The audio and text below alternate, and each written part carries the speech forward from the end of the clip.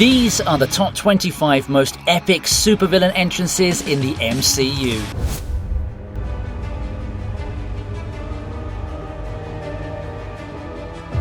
A Wolverine! I wondered when I'd get one of you. You know him? You know Chuck? Kicking things off is a villain with insane power, but no hair. Yeah, Cassandra Nova is like meeting the evil version of Professor X, so you better not make any unnecessary bald jokes about her. Oh, Johnny told us all about you. Yeah, Johnny told us you're a psychotic, megalomaniacal ass. You said all that about me. No. Well, Johnny Flame said a lot worse, so it was only apt for her to strip all the freaking flesh off his body.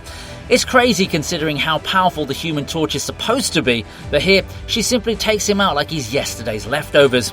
Anyway, her entrance was accentuated by this act, and she was already hyped up by the time she stepped into our view. Also, her outfit was pretty much on point for a villain of her nature. The costume team clearly knew what they were working with. This is Baby Knife. If you want to kill me, it's going to take more than a little bit. How about my boy! That's my big boy! Yes, you are!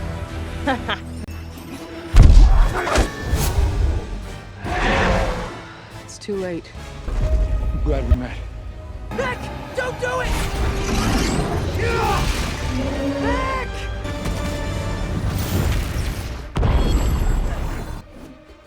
Next up is Jake Gyllenhaal acting the same way Taylor Swift claims he does in her songs. Look, Mysterio was always the bad guy, so if you allowed yourself to believe he was gonna help Spider-Man, then congratulations, you played yourself. Congratulations, you played yourself. I'm not counting his first appearance, but rather when he walks in and reveals this was all part of his big, evil plan to get Edith. You can sense a change in persona when you see him now, and it's almost as if we're witnessing a completely different character. And honestly speaking, I much rather prefer this version of Mysterio than whatever version he was trying to convince Peter Parker of. Sadly, both Spidey and the Swifties tore into him during the film's release.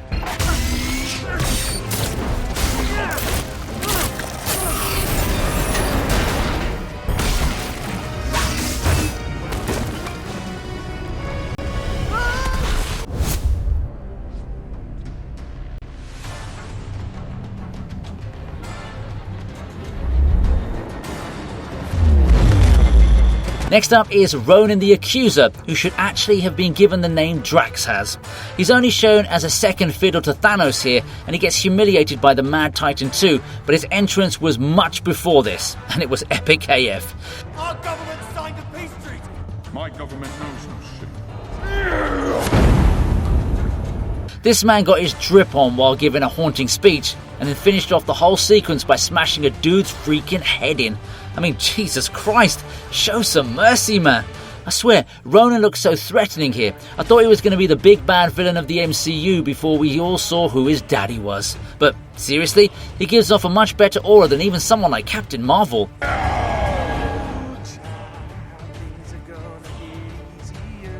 What are you doing? Dance off, bro! What are you doing? I'm distracting you!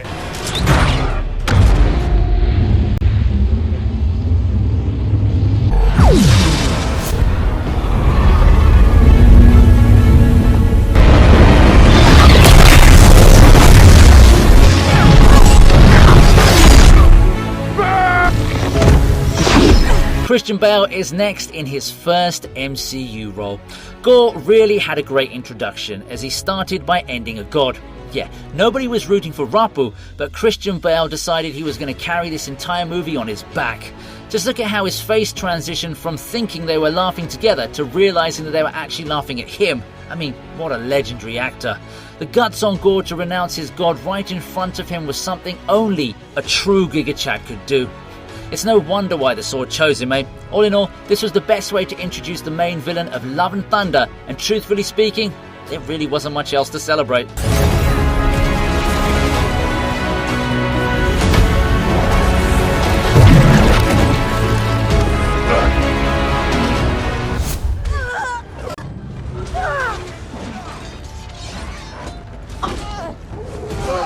Stop.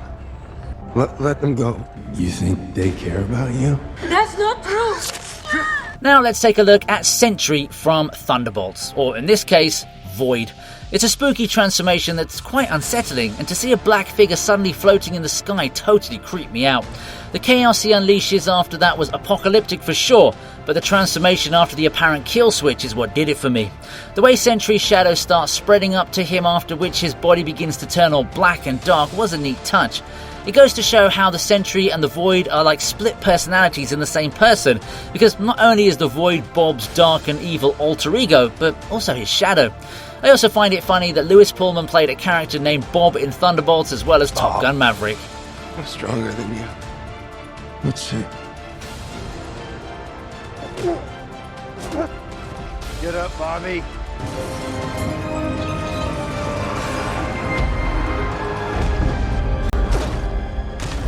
Let the challenge begin.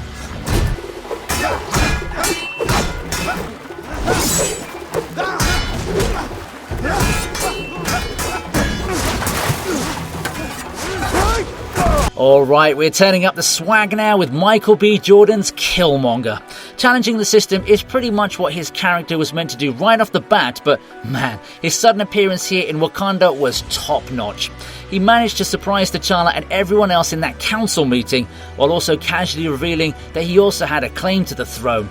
Yes, I know he's technically coming in as a captured prisoner, but this was all part of the plan, so it's not like we're witnessing a lucky coincidence or anything like that. But seriously, what a performance, especially when he spoke about how he found his dead father. This is exactly how a villain should make his mark.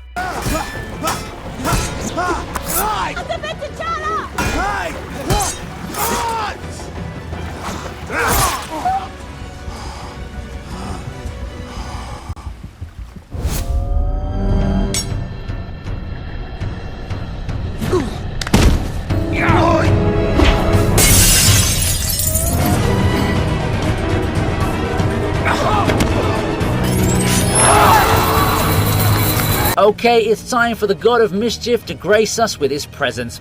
Loki really had us fooled in the Avengers, making us believe that he could be a good villain. I wouldn't blame him though. This entrance had all of us worrying about the future of the world. Loki dominates this scene completely, making a boss man like Nick Fury look redundant and useless, while also capturing Hawkeye as his mind slave. Ugh, I never not got weirded out by that statement.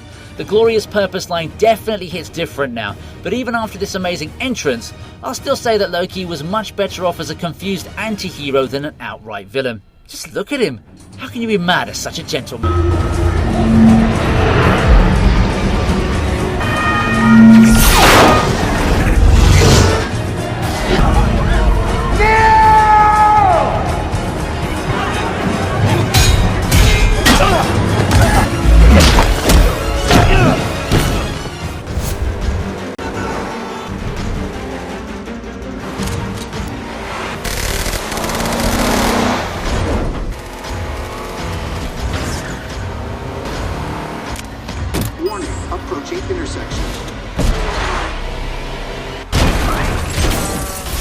In at number 18 is another villain turned hero, Bucky.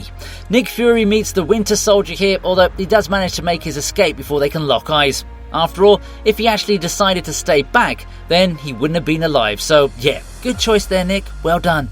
This happens in the middle of an already intense car chase, so to see the Winter Soldier in the middle of the road like that was totally a badass experience.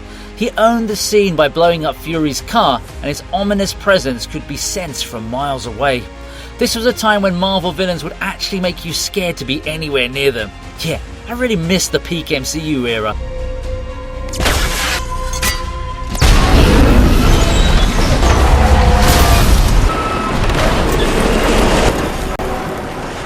You'll never learn.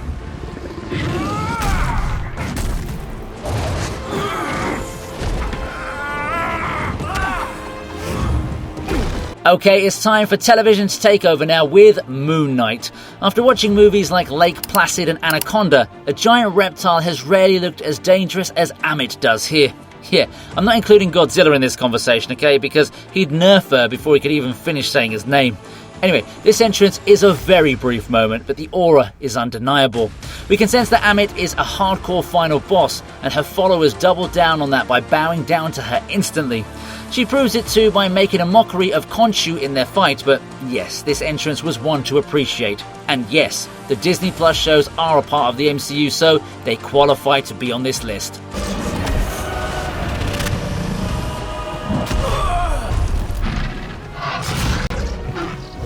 Do you know how many rebellions I have put down?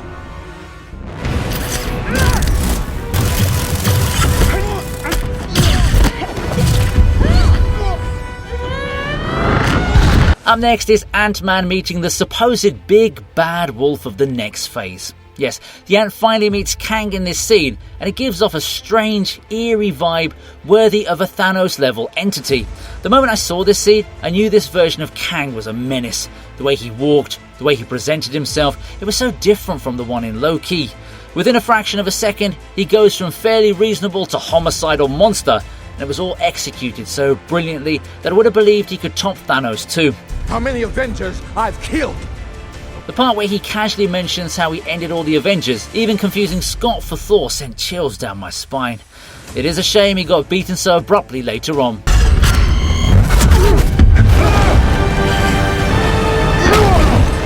You son of a...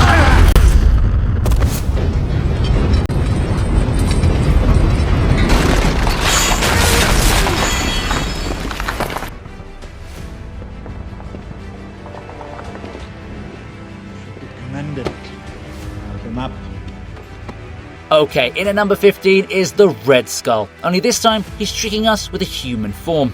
Johann Schmidt was a really interesting character, and even though we don't see his Red Skull form here, it doesn't make the scene any less impactful. What makes his entrance even better is that this was our very first interaction with an Infinity Stone. Hugo Weaving totally nailed this role with his acting, because you can definitely feel that he's a big deal even when he's not doing anything too extreme. From Agent Smith to Johann Schmidt, our man had it all. Fool! You cannot control the power you hold. I already have.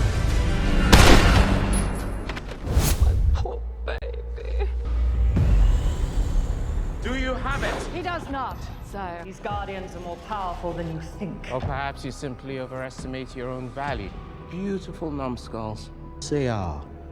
Ah. And this one was meant to be the warlock. You're still a child. No, there's something wrong with it. Yes, there's something wrong with me. I was stabbed, you extraordinary It's time for the High Evolutionary now to make his mark. It's a scary way to make a first impression, because while he's just randomly showing up, making Adam Warlock look like a disposable action figure, not just that, he also makes the High Priestess grovel in front of him. He's commanding authority in a way that even rivals Thanos, and I'd definitely say that this dude is even more evil than the Purple Titan. After all, Thanos at least believed he was doing it for the greater good. This dude just wants to be a hater. Name's Rocket.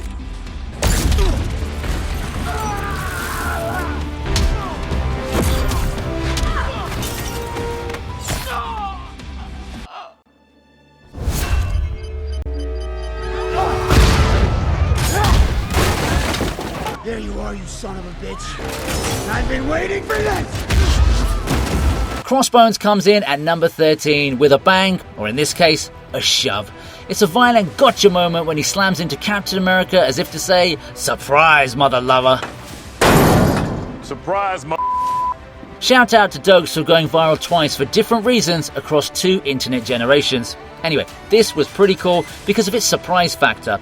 Nobody expected to see this dude here after the events of the Winter Soldier, but here he is, and he does leave a massive mess for everyone to clean up.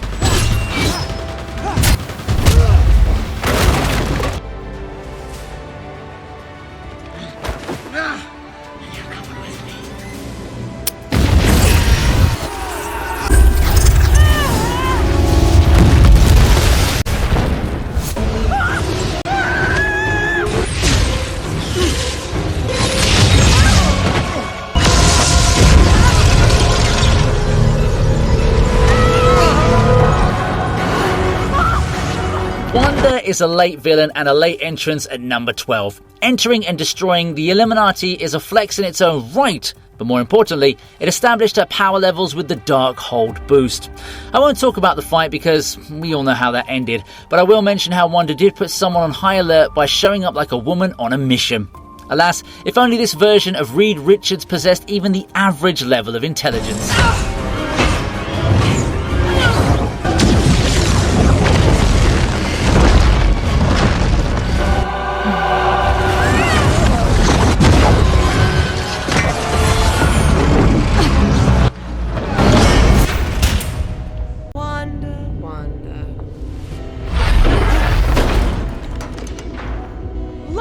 To finally meet you, dear. After Wanda comes Agatha in a marvellous reveal. It really was her all along. There's no powerful display of strength or power here, nor is there any fancy line, but it's the relationship we've already had with her that makes this moment such a crazy one. The time we realise she's been the main villain of WandaVision, we look at her completely different, and she looks back at all of us as if to say, "You didn't see that one coming now, did ya?" And I killed Sparky too.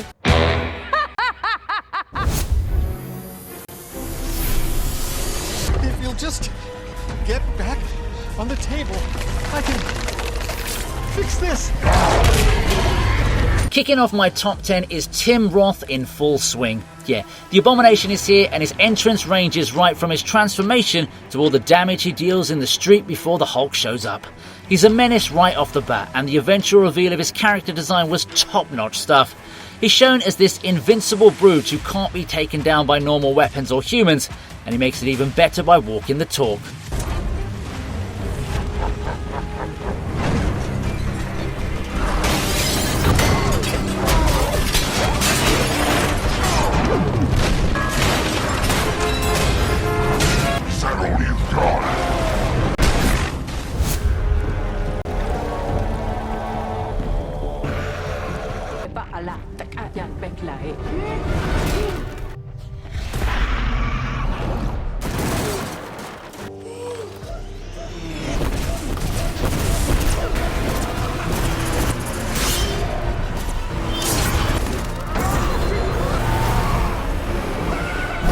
Okay, now we have Namor showing up at number 9. He basically floods us with an appearance, and while I admit that Killmonger is a way better villain than him, I can't deny that there was some serious aura on display here.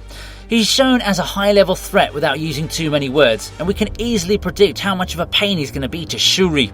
If only the real Black Panther were here to make our lives a bit easier.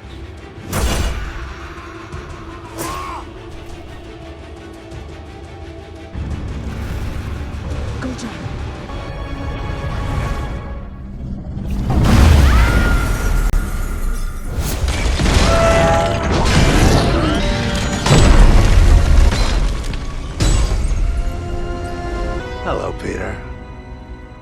Hi? Do I know you? What have you done with my machine? I don't know what you're talking about. What machine? Do you want to play games? Catch!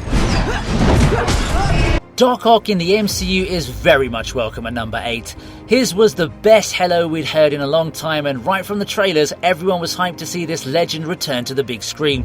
Otto Octavius nonchalantly showing up and greeting Peter Parker was cold and chilling to say the least, but at the same time, we were hit with so much nostalgia and joy that we just couldn't help ourselves with the cheering. This is proper fan service. Don't worry, I'm coming!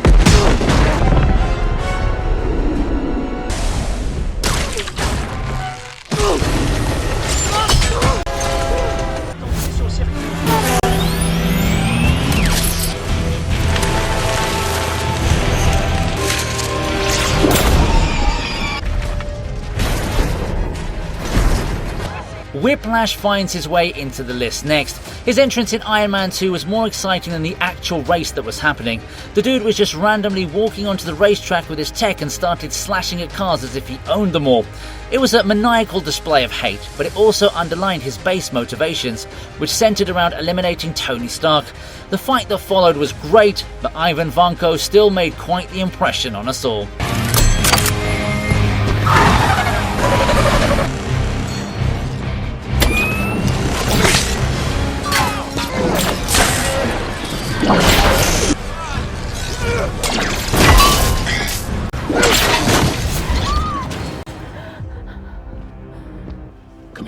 Let's talk. Get away from my mom! Being short and sweet is what makes it to number 6. No, that's not a Sabrina Carpenter reference. I'm talking about when the Kingpin walks in during the season finale of Hawkeye. Now, this isn't a long scene, but it gives the audience a look at the same villain they were hoping could be a part of the MCU. Honestly, the main reason he's so high up here is because of the legacy he created from the Netflix Daredevil show. Having said that, the MCU was also smart enough to cast Vincent D'Onofrio in the same role.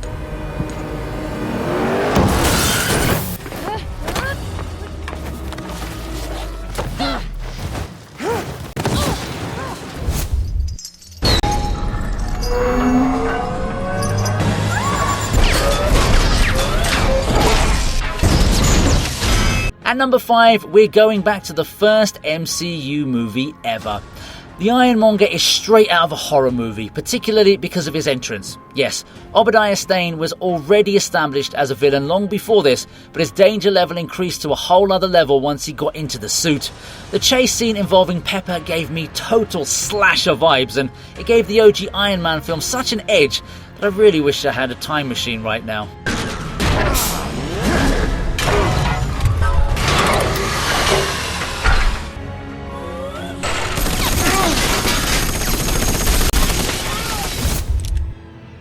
I'm on mission. What mission? Peace in our time.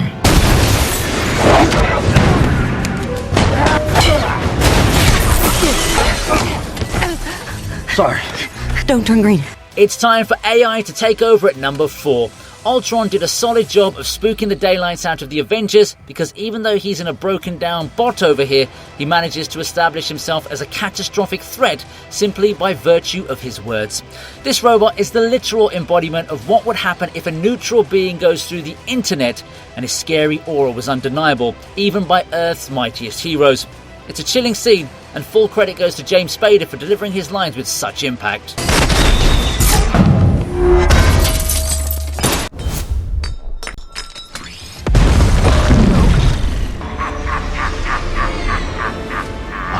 Norman Osborn beats Doc Ock here, and for good reason. After all, the Green Goblin comes back to make us smile after almost a whole decade, so he'd naturally gain a high spot. It's a short appearance with not as much happening as with Otto, but the impact was all we needed to consider it an epic moment.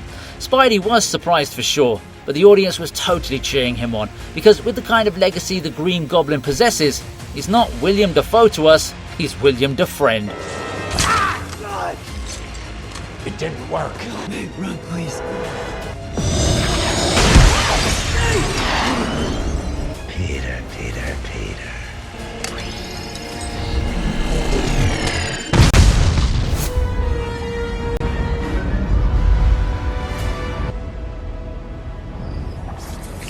Perhaps we can come to an arrangement. Neil. I don't think so.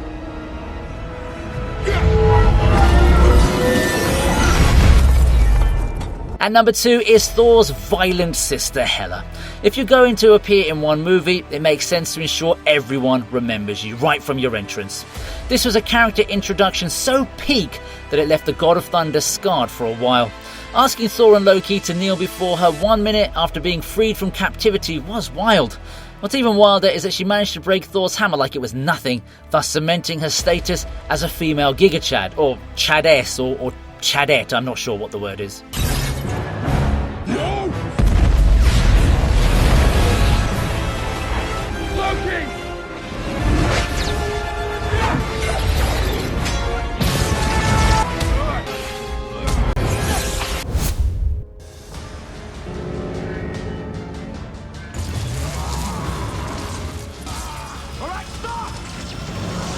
There could only be one villain at number 1, and he is Thanos. It's quite the way to show your status too, as we see him around a defeated Thor and broken down Asgardian ship. It's a crazy opening for Infinity War because it instantly tells us that this being is way too much for the Avengers. His lines are epic as always, especially with a beaten down Thor beneath him, and he only adds to his aura by beating the daylights out of the freaking Hulk with no problem whatsoever. This is exactly how an entrance determines a villain's persona and perception. So yeah, Thanos undoubtedly tops today's list.